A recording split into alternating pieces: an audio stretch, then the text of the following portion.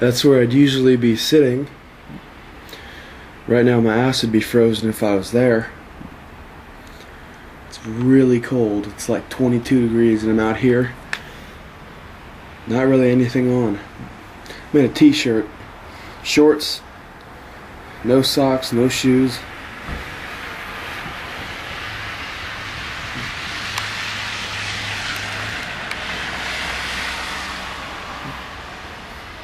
Looks like people have only driven through one side of the street.